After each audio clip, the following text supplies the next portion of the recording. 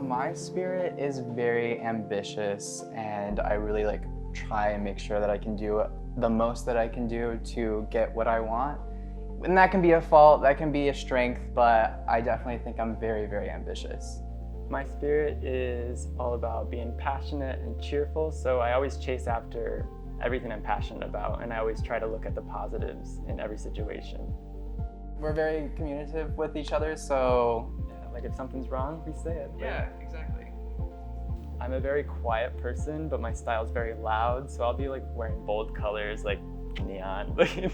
But I think a lot of it has to reflect with my photography style and how I feel inside. I just can't through words. So it goes See, in your exactly.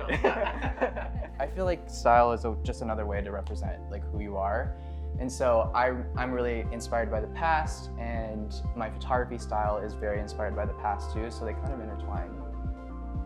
I've always been a very quiet person, and being a photographer has really pushed you, or just pushes you as a person to just be more out there and just I guess more of a leader, because you have to tell people what to do, you have to be very on top of what direction and the vibe and everything. You're really in charge of the entire shoot when you're a photographer. So I think it was a struggle at first, but it's turned into a huge strength.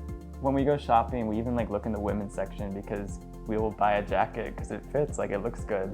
There's no reason we can't get it because it's in the women's section. We don't limit ourselves to gendered clothing. I kind of just go shopping, and so if I go into a store that's all women's, a lot of the time sometimes we get looks and stuff, but it's fine. I'll just be I want this, I'm gonna put it on, I'm gonna try it on, it looks great, I'm gonna wear it. Organizations that empower the community are very important.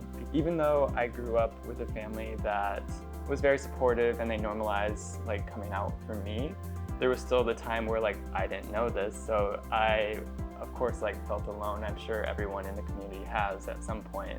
Up until then, you always need someone to talk to because you're too scared to reach out to anyone because you're afraid they're gonna judge you or... Yeah, and just having someone there, knowing that there's almost an entire team of people there at your disposal to just talk to, is just so important and necessary for the LGBTQ+ community.